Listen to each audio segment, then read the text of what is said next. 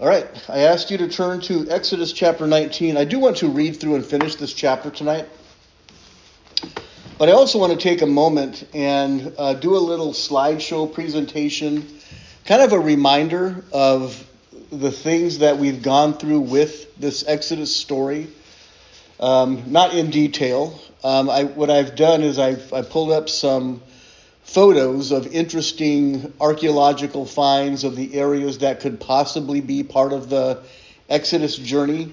Of course, nobody knows, and I'm not doing this to convince anybody of anything. That's not the purpose of this. If somebody is looking for physical evidence for faith in God, they're never going to find it. Jesus says an evil and adulterous generation seeks for a sign. And I'm going to paraphrase it, but he says they've been given a sign, and that is the sign of the prophet Jonah, which was a physical life prophecy of the death, burial, and resurrection of Christ. So that's our sign, the death, burial, and resurrection of Christ. If people won't believe that, they're not going to believe a slap in the face from some physical evidence. And honestly, I'm not even sure that the evidence that we're going to look at, some of it, it's very interesting. It's very possible that it could be something that was there 3,500 years ago, but nobody knows for sure because nobody has been around that long. Have they, Ralph? You know I was going to do that, didn't you? You started laughing before I said anything. Okay, so we read down through last week. I think we read down through verse 9. So we were introduced to the mountain. Right now, the children of Israel are at the foot of the mountain. It initially, during this whole discussion here, it was day 47, basically, after they came out of Egypt. So the 50th day is what many believe is the day when Moses went up on the mountaintop and received the law from God. That it would be Pentecost, 50 days after the Passover, is when Moses received the law. So they're actually at their destination. After all of this time of 50 days traveling through some of the things in the areas we're going to look at, but now they're about to get the law from God. And it's a very serious thing. We read last week where God told Moses to tell the people, this is what my plan is, basically telling them that I have a covenant for you that you are going to abide by. And then they agreed to it. All that you say we will do is what their response was. And then, of course, the following chapters begin with the Ten Commandments, which we'll look at in the coming weeks. And then it goes into some detail of some laws that are kind of strange. But we'll talk about that. Speaking of that, have you ever noticed, if you ever look at the laws that are on our books for America, maybe even in California, there's some pretty strange laws. Some of them are pretty old, over 100 years old, and they made sense back at that time, but now they don't make any sense. Somebody brought up, I think it was at Rialto years ago, talking about some of the different laws that are just odd, and why are they even a law? But one of them was you can't wash your, I think it was a donkey, in the bathtub on a Sunday. And they brought evidence that this was actually a law that's still on the books, but obviously it's not going to get enforced. But it's just some strange laws, and there's a reason for them, obviously. But we're going to try and figure out why the reason for some of the laws from God. But we'll get to that. Verse 10, though, in Exodus chapter 19. So here the Lord says unto Moses, go unto the people and sanctify them today and tomorrow, and let them wash their clothes. So apparently that wasn't something they did on a regular basis. And be ready against the third day. For the third day the Lord will come down in the sight of the people upon Mount Sinai, and thou shalt set bounds unto the people round about, saying, take heed to yourselves, that you do not go up to the mount or touch the border of it. Whosoever touches the mount shall surely be put to death. I'm not sure if that means that they will be executed by the hands of the people, or if they will be kind of like, who was the guy that caught the cart that was falling in Uriah? Yeah, he just died instantly. But it's a very serious thing. They're to put borders around the mountain, because obviously with all that's going to be going on up there with Moses and God, it's not one of those situations where Moses is silently praying and God is downloading information into his head. We get the impression that there are thunderings, in fact we're told, there are thunderings and lightnings and God is speaking to Moses while he's up there. There's a very powerful visual effect and even fire coming down from heaven. So I get the impression that Moses, while he went to this holy place to be with God, that he might have been somehow maybe transformed, or at least in a state to where the noise perhaps, or even the physical things that were taking place did not affect him physically. I don't know how else to explain it, to be honest. I do know that there are times when people were taken into a spiritual realm and the physical things had no bearing on them. So this might have been a situation like that. And this is kind of a prelude to all of that discussion, but it's introduced to us here. So they put the border around the mountain, I think mainly because of the curiosity of the people. They're going to want to see what's going on. In verse 13, now it says, there shall not a hand touch it, but he shall surely, he'll be stoned right there. It tells us. I shouldn't say things before I read even a little bit further. I knew that was in my noggin for some reason. Or shot through, whether it be beast or man, it shall not live. When the trumpet sounds long, they shall come up the mount. And Moses went down from the mount unto the people and sanctified. This man's 80 years old. He's walking up and down this mountain as if it's no problem. I wouldn't survive.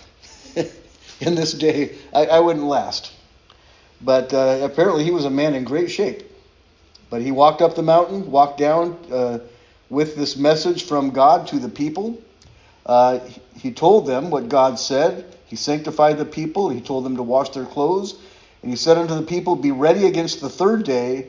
Come not at your wives. And it came to pass on the third day in the morning that there were thunders and lightnings and thick cloud upon the mountain, and the voice of a trumpet exceeded loud, so that the people that was in the camp trembled. It said to be a powerful blast. I've had several thoughts about how things are going to be in that day when the Lord returns. There's going to be trumpets. There's going to be shouting in the heavenly realm. And I used to think it might be something that just the people of God would experience or hear. But I think it might be something now that the whole world is going to hear it, but they're not going to know what it is. I don't think they'll be aware of what's happening.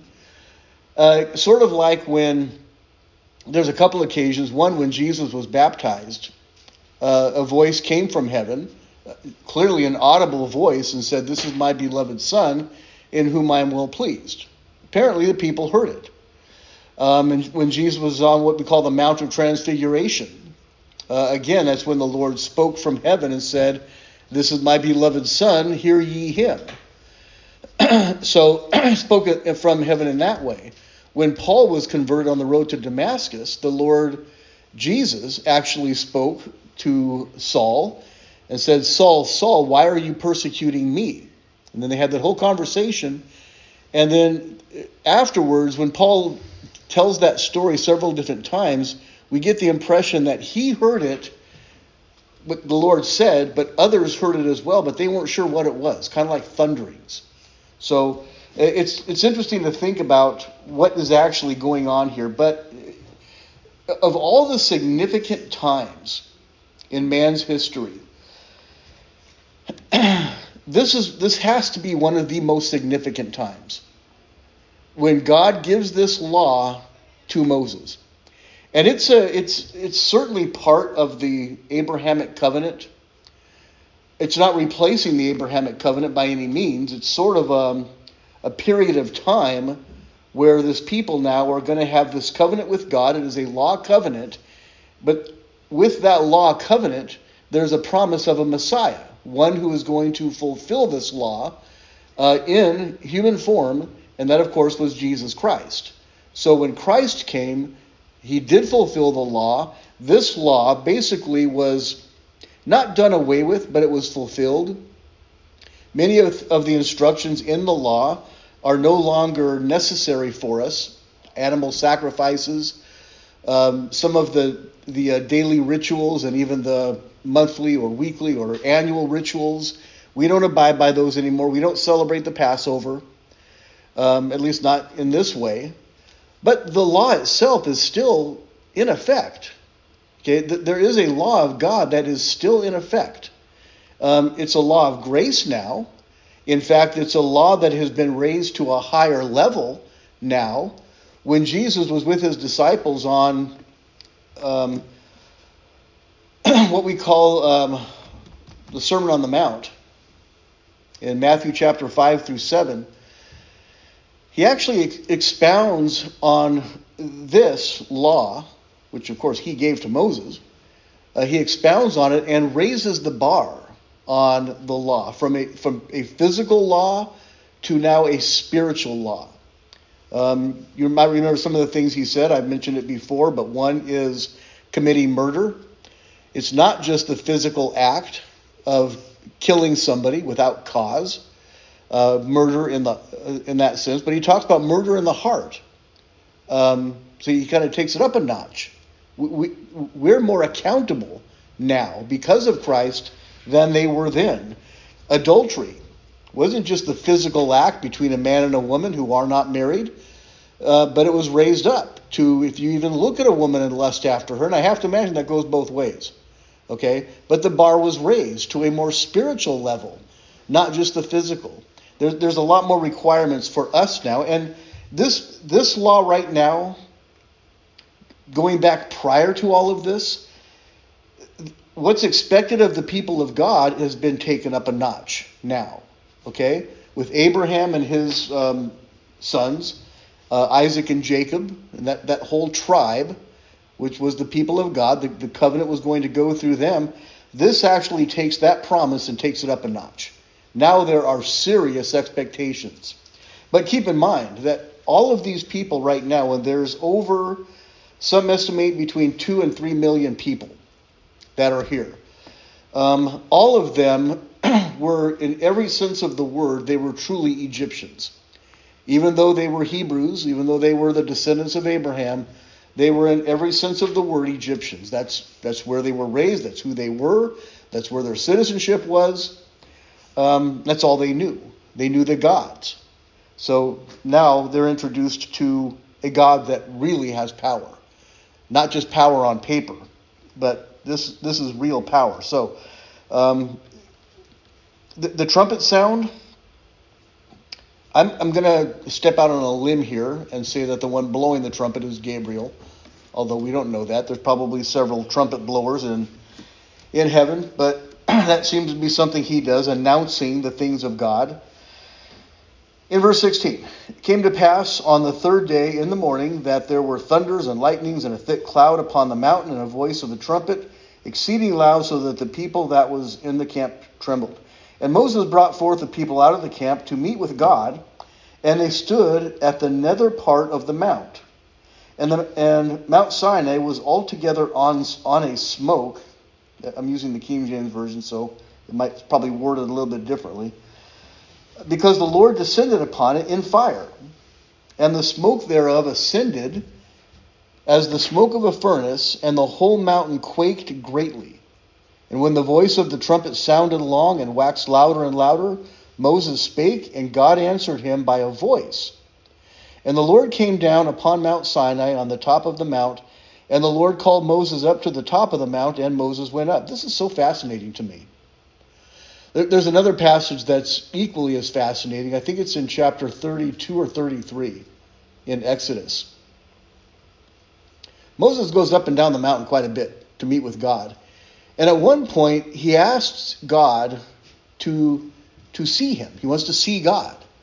I think that's the occasion where God tells him that no man sees God face to face and lives. But God says, I'm going to do this for you. I'm going to put you in the cleft of a rock. I'm going to pass by. And when I pass by, I'm going to put my hand over you. I get chills thinking about this. Put my hand over you, and when I pass by, I'll take my hand away and you can see my backside. What does that even mean? I can't even imagine. He clearly saw something, but I can't imagine what he saw when he saw God. He didn't see him in the face. He saw his backside. He felt his hand. I just find it so fascinating. Anyway, in verse 19, the voice of the trumpet sounded long and waxed louder and louder. Moses spoke to God, and God answered him by a voice, and the Lord came down upon Mount Sinai on the top of the mountain, and the Lord called Moses up to the top of the mount, and Moses went up. And the Lord said to Moses, go down, charge the people, lest they break through unto the Lord to gaze, and many of them perish, just by looking at God. And let the priests also, which come near to the Lord, sanctify themselves, lest the Lord break forth upon them. This is serious. These are serious instructions. And Moses said to the Lord, the people cannot come up to Mount Sinai, for you charged us, saying, set bounds about the mount and sanctify it. And the Lord said unto him, away, get thee down, and thou shalt come up, thou and Aaron and thee, but let not the priests and the people break through to come up here to the Lord, lest he break forth upon them. So Moses went down unto the people and spoke unto them. And then we're going to get into chapter 20 next week. What I want to do is just a little bit of a reminder of what they've already been through. This has been quite, an amazing experience.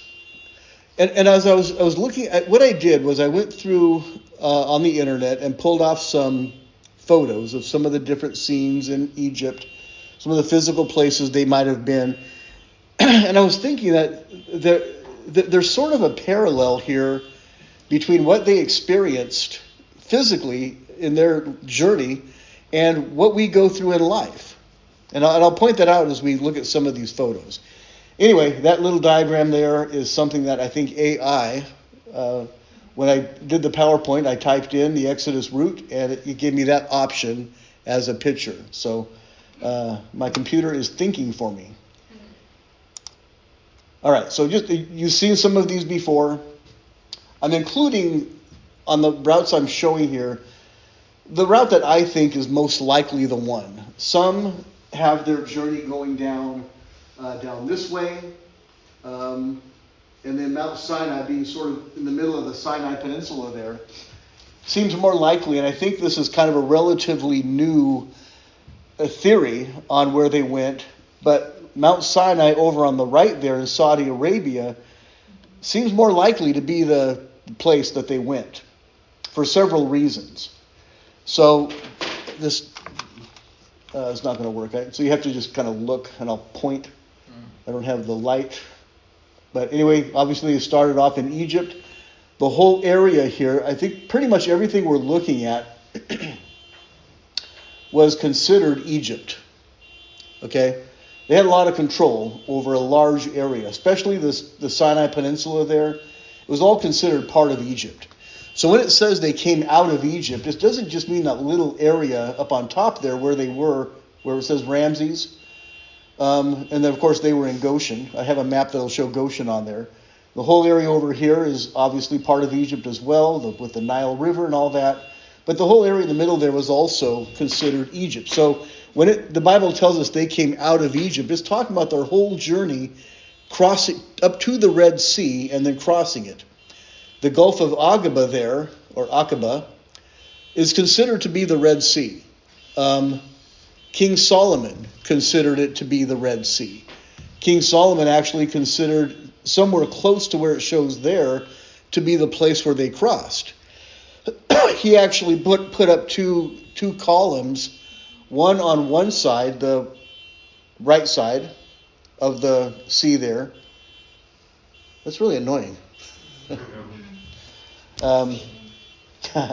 Maybe. And then another one where they started their journey. So where it started and where it finished, crossing the sea. I've got a more detailed photo of that area as well. But it was considered in ancient times, even with King Solomon, to be the place. Okay, so there's Goshen. There's a possible route. Again, nobody knows the actual route or route going around the wilderness of the Red Sea, the wilderness of Sinai it's called. One of the main places for years where the mountain was thought to be was right here towards the bottom. I forget what it's called. Mount, I forget what it's called.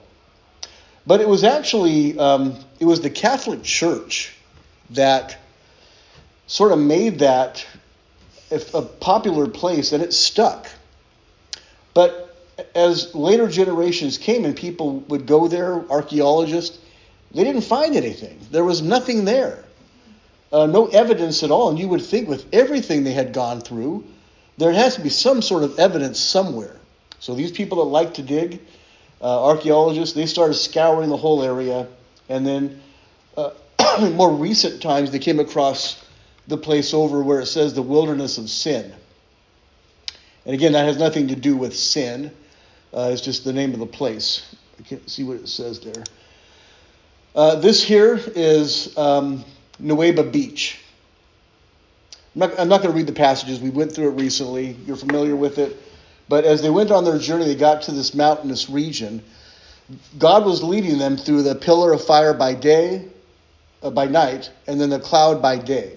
So two physical pieces of evidence that they were to follow. And then it would also protect them, give them warmth, give them strength. But it was leading them. It led them to this, there's sort of a valley there through the mountain that's very, very treacherous, very windy. But once they got in there, they were literally trapped. And Pharaoh and his horsemen were hot on their tail. They were closing in. But God was doing this for a reason. He was going to get the glory out of this and show that he is the one that is going to be the deliverer for them. So he has them trapped in here. Then they get into this area here, which seems to be, of all of the possible areas where they might have crossed the Red Sea, this area, just because of its dynamics, seems to be the most likely place where 2 or 3 million people could fit. I didn't pull up Google Maps. You can actually see this on Google Maps. It's a very big area, very popular beach area now, with a couple of resorts, and I think some monuments kind of depicting as a memorial some of the things that took place there. But that's called Nuweiba Beach. That's not a very good picture, but it's just supposed to be kind of close up of it.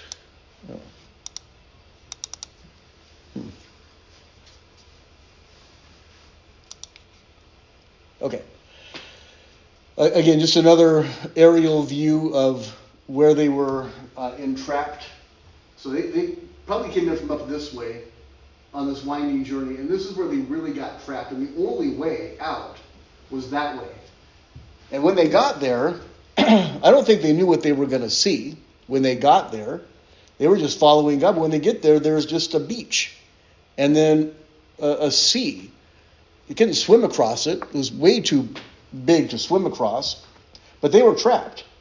And this, of course, is where God got the glory.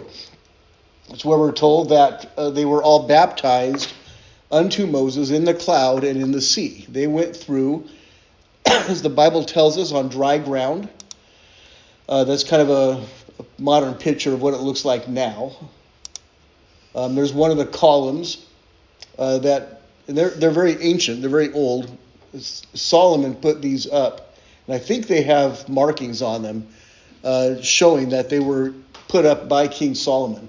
One of them was taken down, and I think it's in storage in some sort of Arabian Smithsonian Institution, something like that. I don't know, but they have it. But in its place, they put a marker on the ground. The Saudi Arabians recognize, I think without question, for the most part, that this is legitimate. This is where the people of Israel crossed the Red Sea. It's a shame they don't believe in the God of Israel. Excuse me. So just another picture, a modern picture of that area where they were. So now The distance across is roughly, of course, again, they don't know for sure, about 10.5 miles across. But again, it says they walked across on dry ground. There is no natural explanation for how they got from one side to the other, other than the fact that God did exactly what we're told in the Word of God.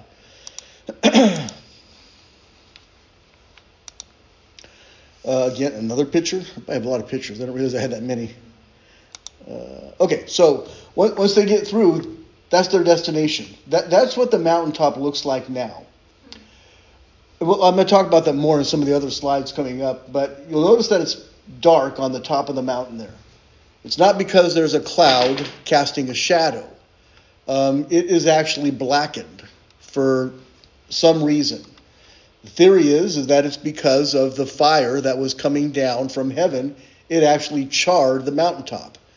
Excuse me. Not too many people have been up there, but the ones that have been able to go there, when you kind of scrape the top of the layer of the dirt, it comes up, but it looks literally like it has been burned. And there's no explanation how. If it was just a natural fire, well, that couldn't be the case because there's nothing but rocks up there. There's no wood or anything to burn. And not only that, it wouldn't last that long. Something charred at the extent of how the length of time that God was there with Moses would be an explanation. Again, this isn't to prove anything. It's just interesting history that's shown for us.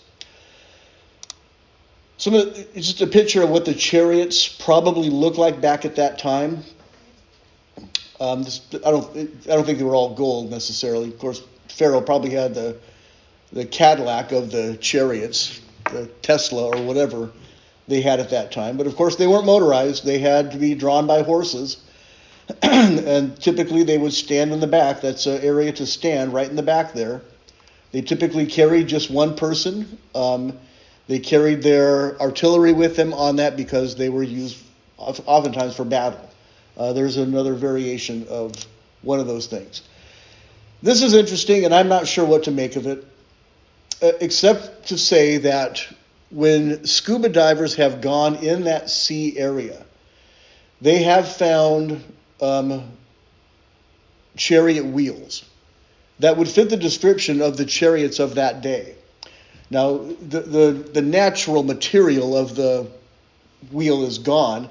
What happened was it gets, what's it called? It becomes coral and hardened by time. There is a number of these types of evidence. I've got a few pictures. They have also found bones, horse remains. I don't know if they can last for 3,500 years like that. Who knows? I don't know. But they're there. Most of them were discovered in the 1970s. One of the main guys that was involved in this was a guy named Ron Wyatt. I think was it Wyatt? Yeah. He was just a freelance archaeologist who I think spent his own money to do some of these things. And he was very risky. Him and his wife and kids would go into places that was highly illegal and risk. They'd been arrested several times, but they were on a mission to find archaeological evidence. Just some more pictures. These are kind of enhanced to show the outline of what's there. This one's interesting. This is all coral on the outside. They put a drawing of what could have been a wheel with a shaft standing upright. It became coralized over time. I don't know if this is any evidence or not. So anyway, once they get out of the Red Sea, now they're over in this area on Midian. We've talked about this. It makes sense because this is the area that Moses was familiar with. It's where his family was from for 40 years prior to this. This is where he went after he left Egypt 40 years before. He went down to Midian. That's where he met his wife, Zipporah. So she was not a Hebrew, but he met her, he married her, he had 2 sons, at least. But God brought him back. After 40 years of being a shepherd, God now brings him back to lead the people of God in this area. But before all of that, their journey still isn't finished. They've got some difficulties to go through. One of the biggest difficulties now, once they get across the Red Sea, by the way, there's about, I forget how many days, but they spent in this area here just traveling, and they stopped different times for days on end for rest and so on. But then once they get over here, things start to get a little bit more exciting. One thing is there was no water that they could find. In the desert areas, there are oases. There still are. It's where there's natural springs, almost in the middle of nowhere. And they provide, obviously, what people need. One of the places that they went to where they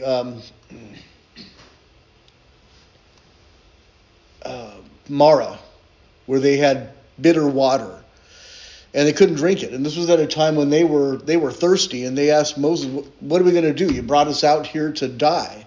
And God was testing them to again cause them to rely upon Him. So they took a tree, put it in the water. I'm shortening the story up a little bit. But after they put the tree in the water, the bitter water became sweet. So I was thinking about this, that on these journeys, even in life ourselves, on our personal lives, we go through life. There's times of sweetness when things are good. We recognize God is blessing us. And there's other times where we might wonder, where did God go? Well, why are things so horrific? Why are things going so bad? There's a variety of reasons why that could be. Maybe dumb mistakes we've made. Other times, hopefully, it's God testing us.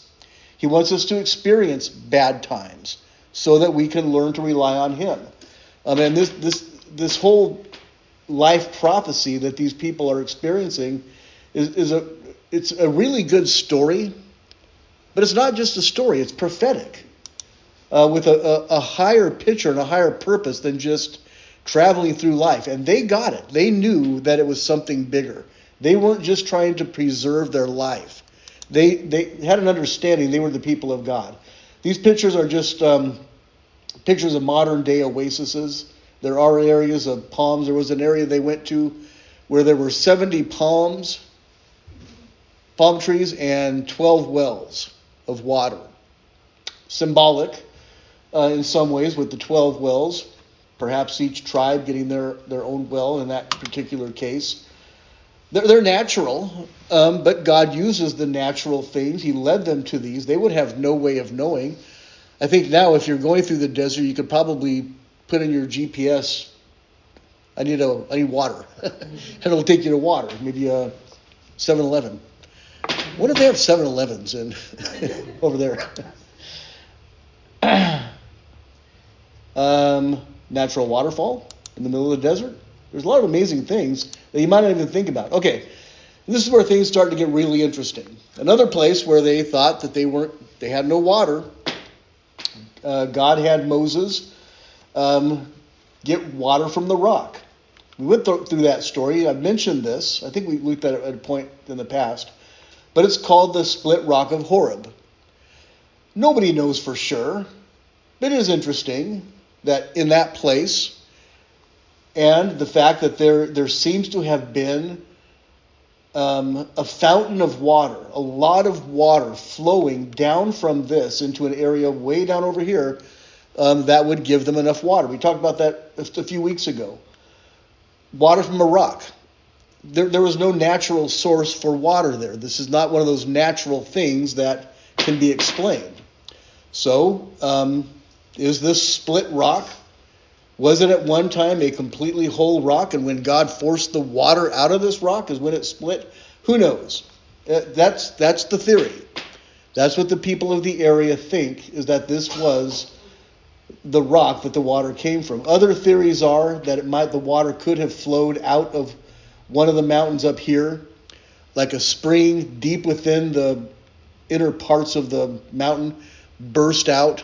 They're trying to use a natural explanation to explain a miracle, and that doesn't work either, necessarily. Another picture, there have been many write-ups about the split rock.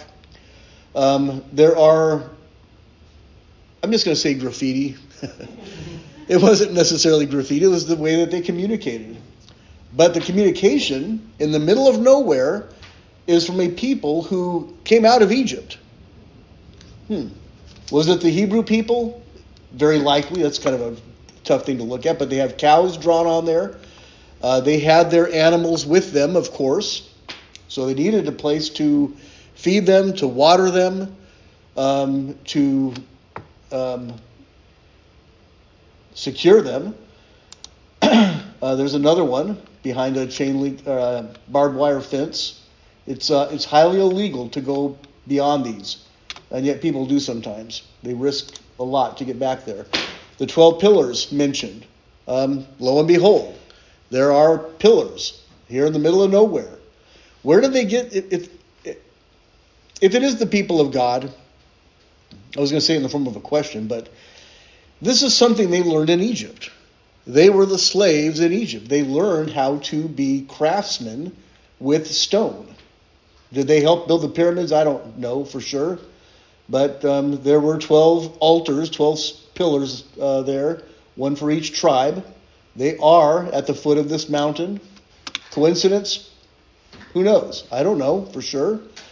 There is I'm not sure what it's called, it's called cattle chutes here. But they learned this in Egypt. They built this out of stone. It's a place for their cattle to go in, to secure them, to feed them, to protect them. But they built this there. They were here for over a year after their initial camping at this mountain. And then, of course, we'll get to the part where they're wandering in the wilderness.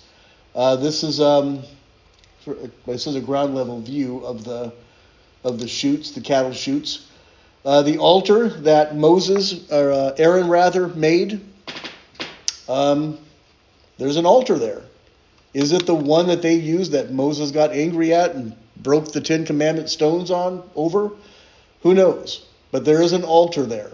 And it's recognized again by the people of the area as having significance to the timing of the Hebrew people. I'm going to have to stop pretty soon. And there's one more time, the blackened top of Mount Horeb. Interesting. Is it all natural coincidence? I have no idea. There's a close-up view. Again, you can actually see it on your own. If you have Google Maps on your phone, you can zoom in and take a look at it yourself. Modern technology is amazing. But again, is that just a natural thing that occurred? It's not lava. They've confirmed that. It's something, though. They just don't know what it is. So I just thought those were interesting photos to bring us up to where we're at now. The journey is going to continue, of course. There's a lot more that's going to happen. But what has taken place so far is it's one of the periods of time, I can't think what I called it. Starts with an I. But anyway, it changed everything for these people. Their life changed completely. Life itself didn't, but their circumstance changed completely, and God protected them. Does anybody have any comments or thoughts on anything tonight? Sister Valerie.